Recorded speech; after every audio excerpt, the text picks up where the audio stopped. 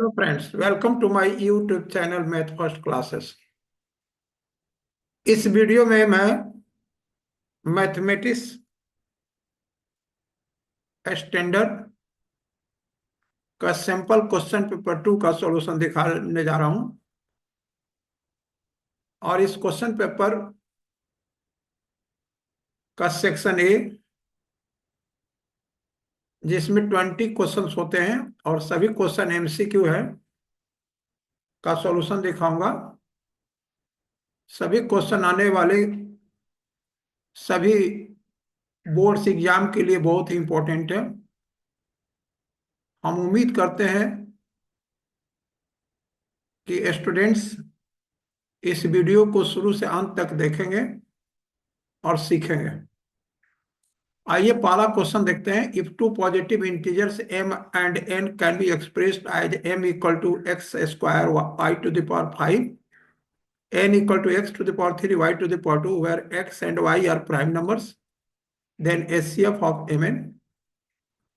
HCF जो होता है, जो प्राइम फैक्टराइजेशन होता है, जैसे मान लीजिए x का पावर 2 है, यहाँ पर x का पावर 3 है, तो इसमें जो मिनिमम वैल्यू लेंगे तो x का पावर 2 हो जाएगा। y का पावर 5 है यहाँ पर, और y का पावर 2 है, तो यहाँ पर y का पावर 2 लेंगे। इस प्रकार m और n का HCF x square y square हुआ। क्वेश्चन नंबर 2 में आइए। Find the number of zeros of p of x in the graph given below. यहाँ पर जो ग्राफ है, एक क्वाड्रेटिक पोलिनोमियल का ग्राफ है, और एक ग्राफ एक्स एक्सिस को दो जगह पर इंटरसेक्ट करता है। तो इसका मतलब ये हुआ कि इसके दो जीरो हो गए, यानी टू जीरो हो गए, जिसमें एक जीरो निगेटिव होगा और दूसरा जीरो पॉजिटिव होगा। Question number 3, the pair of linear equations 3x plus 2y equal to 5 and 2x minus 3y equal to 7। यहाँ पर जो है सब ये दोनों इक्वेशंस का ग्राफ भी दिए गए हैं, और हम लोग देख रहे हैं कि दोनों ग्राफ्स एक दूसरे को एक ही पॉइंट पर, यूनिक पॉइंट पर इंटरसेक्ट करते हैं। इसका मतलब कि इसका यूनिक सॉल्यूशन होगा। और यूनिक सॉल्यूशन अगर एक ग्राफ नहीं दिया होता तो हम लोग देख देते हैं, यहाँ पर 3/2 इज नॉट इक्वल टू 2/-3, यानी a1/a2 is not equal to b1/b2। इसका मतलब कि these two equations, linear equations in two variables have unique solution। और इस तरह से हम कह सकते हैं कि the pair of linear equations 3x plus 2y equal to 5 and 2x minus 3y equal to 7 are consistent. यहाँ पर तीन तरह से हम लोग इक्वेशंस को रिप्रेजेंट कर सकते हैं। कॉन्सिस्टेंट होता है, डिपेंडेंट होता है। डिपेंडेंट में दोनों यानी a1/a2 equal to b1/b2 equal to c1/c2 होता है, और इनकॉन्सिस्टेंट में a1/a2 equal to b1/b2 is not equal to c1/c2 होता है। और ग्राफ से भी समझ सकते हैं, जब दोनों ग्राफ पैरेलल हो और दोनों जो ग्राफ एक दूसरे को इंटरसेक्ट नहीं करते हो तो इनकॉन्सिस्टेंट उसका आंसर होता है। क्वेश्चन नंबर 4 में आइए। Which of the following equations has two distinct real roots. इसके लिए हम लोग डिस्क्रिमिनेंट फाइंड करेंगे, और जहां पर भी डिस्क्रिमिनेंट 0 से बड़ा होगा वही आंसर होगा। इसका जो डिस्क्रिमिनेंट होगा ए का, यहाँ पर 1² माइनस 4 इंटू 1 इंटू -5। इसका फॉर्मूला होता है b² माइनस 4ac होता है, तो 1 प्लस 20 इक्वल टू 21 है, और ये ग्रेटर देन 0 होगा। इसका मतलब कि ये जो ए जो इक्वेशन है x² plus x minus 5 equal to 0, this equation has two distinct real roots. इसको भी हम लोग देख सकते हैं। यहाँ पर जो d होगा, 3 3 जा 9, माइनस 4 5 जा 20, यानी -11 होगा, लेस देन 0 होगा। सी का जो डिस्क्रिमिनेंट होगा, 3 3 जा 9, 4 4 जा 16, 9 माइनस 16 इज इक्वल टू -7 होगा, यानी ये भी लेस देन 0 हुआ। और यहाँ पर भी जो है सो डिस्क्रिमिनेंट जो होगा 1 1 जा 1, -20 इज इक्वल टू -19 होगा, ये भी जीरो लेस देन जीरो होगा। यानी B C D equations B C D has have no two distinct real roots, यानी नो रियल रूट्स। यहां पर कहेंगे नो रियल रूट्स होगा, यहाँ पर इस सब में नो रियल रूट्स होगा, इसमें भी नो रियल रूट्स होगा। तो इसका करेक्ट आंसर जो है सो ये हुआ। क्वेश्चन नंबर बी में आइए। If the second term of an AP is 13, that is the a plus 2 minus 1 equal to d, 13 हुआ। और fifth term means a plus 4 d equal to 25 हुआ। यानी इस सेकेंड इक्वेशन से फर्स्ट इक्वेशन को जब माइनस करेंगे तो ए माइनस ए जीरो हो जाएगा। 4d minus d equal to 4d minus d equal to 3d equal to 12 हो जाएगा। यानी 25 माइनस 13, इसलिए डी का जो वैल्यू हुआ 4 हुआ। डी का वैल्यू 4 जब हम इक्वेशन 1 में रखते हैं ए प्लस डी इक्वल टू 13 में, तो ए का वैल्यू जो है सो 9 हो जाएगा, क्योंकि 9 प्लस 4 इज इक्वल टू 13 होता है। अब हम सेवेंथ रूट निकालें। यहाँ पर सेवेंथ रूट जो हो, सेवेंथ टर्म जो होगा, यानी 9 प्लस 7 माइनस 1, 6 4 जा 24, ये हो जाएगा आपको 33, इसका आंसर होगा। तो इसका जो सही ऑप्शन है वो बी है। क्वेश्चन नंबर 6 में आइए। A line segment each of length 10 unit. The coordinates of its one end are 2, -3, and the abscissa of the other end is 10. Then the ordinate, यानी हम लोग को abscissa दिया हुआ है, यानी 10 दिया है, हम लोग को ऑर्डिनेट फाइंड करना है। ये दोनों पॉइंट के बीच का डिस्टेंस 10 है, तो हम लोग दोनों पॉइंट के बीच का डिस्टेंस कैसे निकालेंगे? यहां पर इसको x1 मान लेते हैं, इसको x2 मान लेते हैं, तो 10 माइनस 2 इज इक्वल टू 8 हो जाएगा। 8 का स्क्वायर ले लेते हैं, 8 का स्क्वायर 64 हो जाएगा, शॉर्ट फॉर्म में करते हैं। और y माइनस माइनस 3 यानी y प्लस 3 का होल स्क्वायर हो जाएगा, y square plus 6y plus 9 equal to 10 का स्क्वायर जो है सो 100 हो जाएगा। और जब इसको सिंप्लीफाई करेंगे तो y square plus 6y 64 plus 9 73, 73 minus 100 is equal to 27 होगा। तो ये 27 होगा। जब इसको हम लोग फैक्टराइज करेंगे तो y plus 9 into y minus 3 हो जाएगा, क्योंकि 9 प्लस 9 माइनस 3 इक्वल टू 6 होता है, और 9 इंटू माइनस 3 इक्वल टू 27 होता है। तो यहाँ पर y का वैल्यू 3 होगा और -9 हो जाएगा। तो यहाँ पर करेक्ट आंसर जो है सो डी हुआ। अब क्वेश्चन नंबर 7 में देखें क्या होगा answer. The vertices of a triangle ABC are ABC, ये दिया हुआ coordinates AD is angle bisector of BAC where D meets on BC। यहाँ पर जो है सो एक हम डायग्राम ड्रॉ करते हैं उसको समझने के लिए।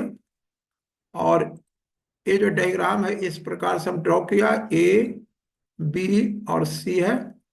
ये जो है सो ये बाइसेक्टर ड्रॉ कर रहे हैं, और ये जो बाइसेक्टर होगा मान लेते हैं कि ये दोनों एंगल इक्वल है।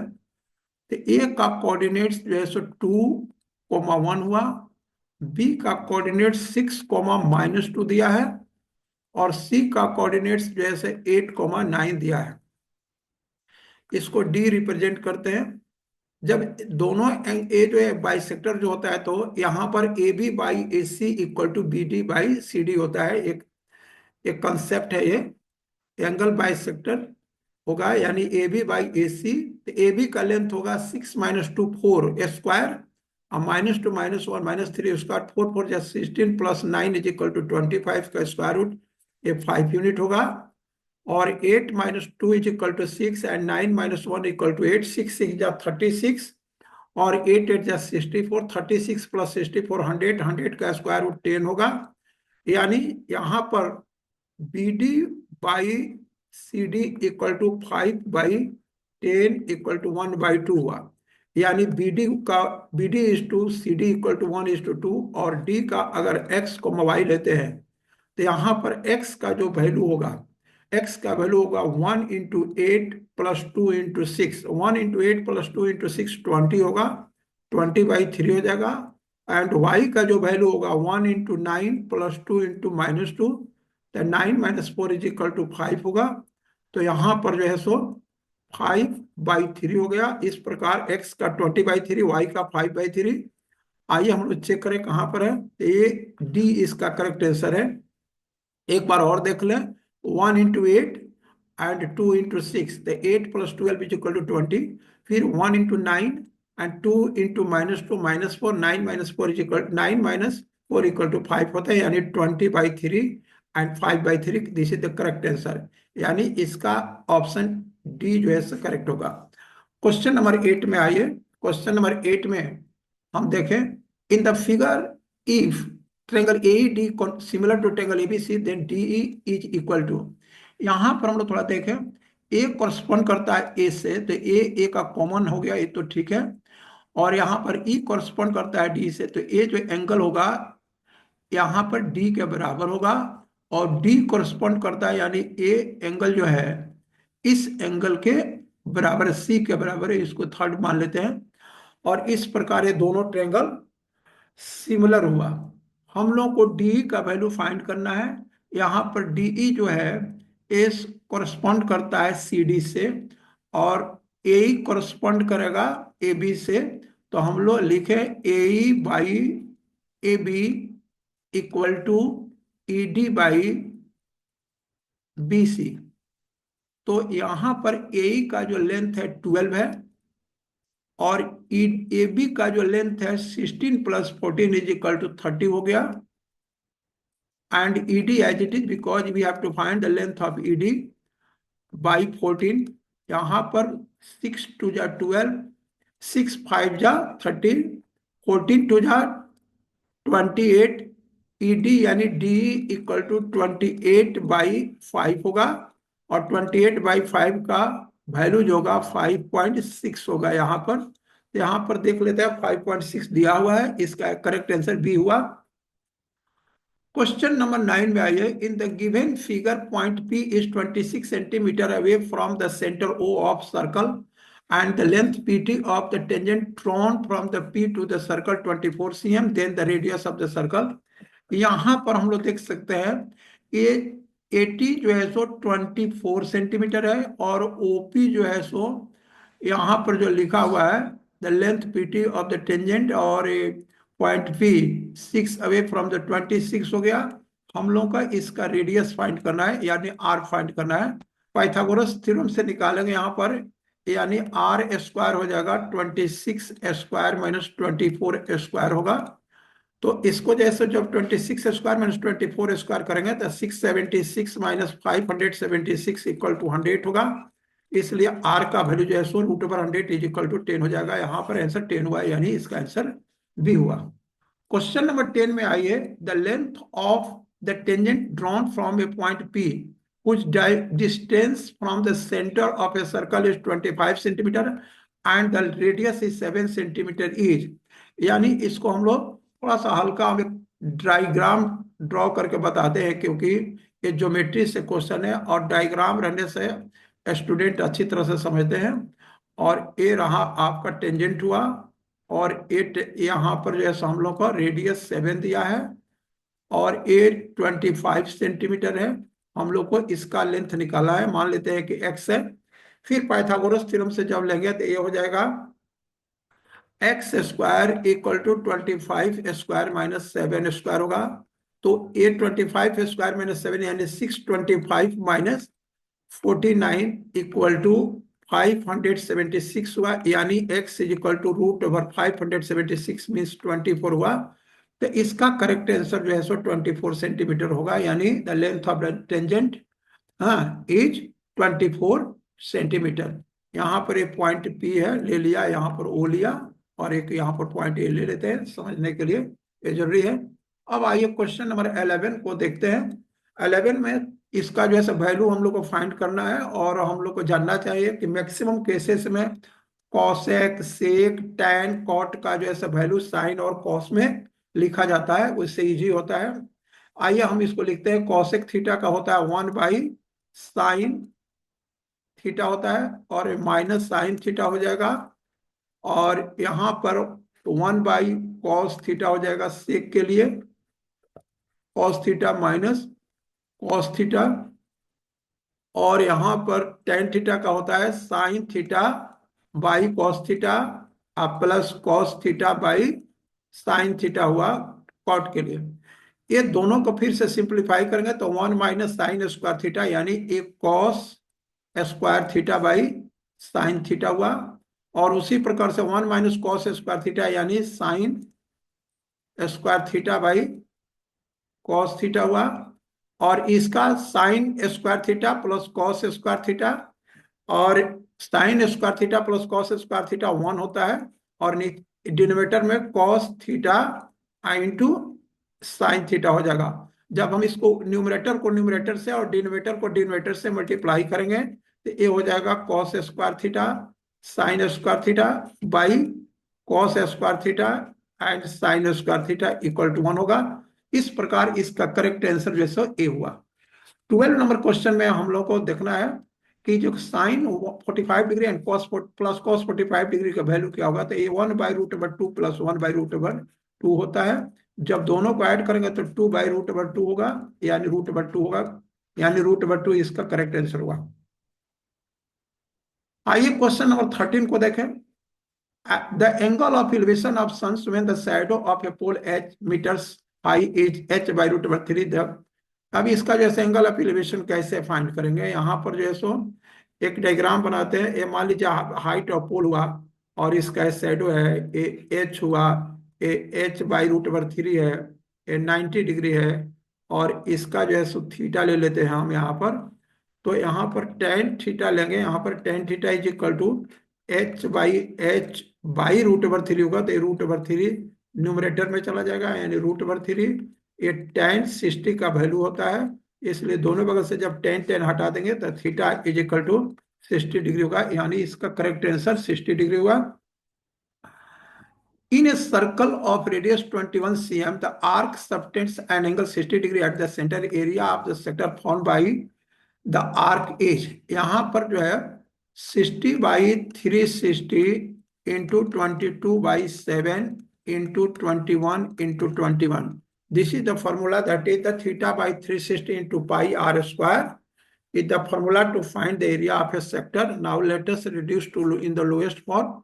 यहाँ पर 1 होगा और 6 टाइम्स जाएगा, फिर 3 2 जा हो जाएगा, 3 7 जा हो जाएगा, और यहाँ पर फिर 2 11 हो जाएगा।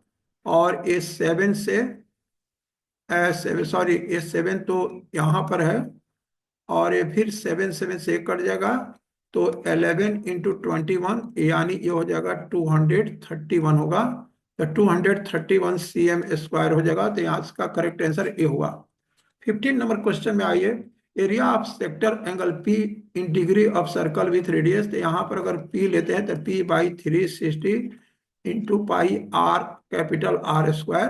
तो यहाँ पर देखते हैं ये दिया हुआ है कि नहीं। तो ये तो नहीं दिया हुआ है, तो ये तो हो नहीं सकता है, ये भी हो नहीं सकता है, और ये भी नहीं हो सकता है। तो शायद ये हो सकता है, क्योंकि ये 2 से कैंसिल हो जाएगा, 360 हो जाएगा, और p/360 into pi R square हो जाएगा। तो इसका करेक्ट आंसर यहाँ पर जो है सो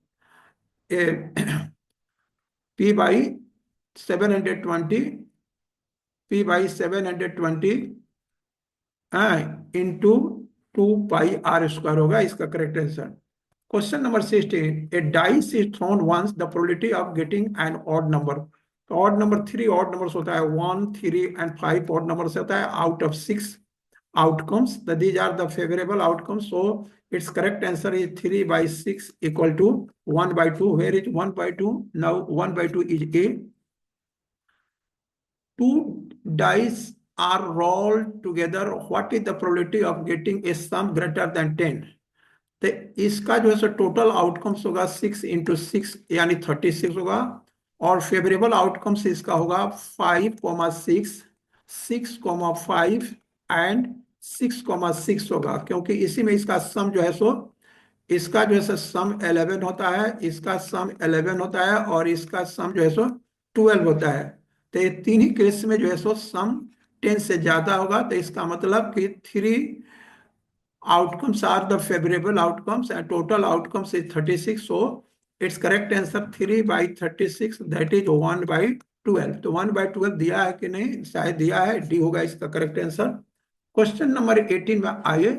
18 में the mode, if mode of data 64 60 48 x 43 48 43 34 इज 43 x प्लस 3 इक्वल टू, यहाँ पर 43 इसका मोड है। इसका मतलब कि 43 the highest frequent observation, but 64 comes one time, 60 one time, ये भी वन टाइम हुआ, और 48 जो है सो टू टाइम्स हुआ, ये टू टाइम्स आया।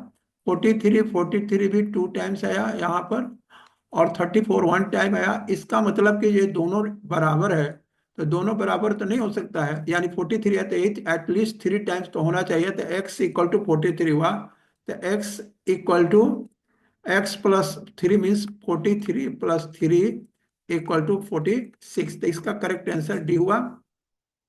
19 नंबर क्वेश्चन में आइए। Assertion a sphere of radius 7 centimetre is mounted on the solid cone of radius 6 cm and height 8 cm। The volume of the combined solid this one take pi. यहाँ पर इसका जो answer होगा, volume जो होगा दोनों का मिला करके 4/3 into 3.14 into 7 4/3 pi r cube, plus इसका हो जाएगा 1/3 इंटू 3.14 इंटू 6 होगा। जब हम इसको सिंप्लीफाई करेंगे, और आप मैंने ये वीडियो बहुत लंबा हो सकता है, लेकिन जब आप सिंप्लीफाई करिएगा तो आपका यही आंसर आएगा, करेक्ट आंसर होगा, यानी 1737 एंड 0.466 डॉट डॉट डॉट आएगा, तो ये हो जाएगा 1737.47, हाँ अप्रोक्सीमेटली हो जाएगा। तो इसलिए एसर्शन जो है सो ट्रू है, एसर्शन को हम लोग ट्रू मानेंगे। लेकिन आइए रीजन क्या दिया हुआ है, volume of A sphere and surface area of cone. तो ये वॉल्यूम ऑफ ए स्फीयर तो ठीक है, लेकिन सरफेस एरिया ऑफ कोन जो है सो ये रॉन्ग है, ये नहीं होगा। इसलिए हम ये कहेंगे ये फॉल्स है और वो ट्रू है। तो यहाँ पर जो है सो इसका करेक्ट आंसर होगा सी होगा, A is true but R is false. Last question है assertion A, let the positive numbers a b c be in AP, then 1/BC, 1/AC, 1/AB are also in AP। इसको जो है सो हम देख लेते हैं, अगर ये एपी में है तो इसको चेक करेंगे क्या ए भी एपी में है कि नहीं। तो इसको चेक करने के लिए क्या करेंगे, जो एबीसी जब एपी में है, ये हो जाएगा B minus A equal to C minus B हो जाएगा।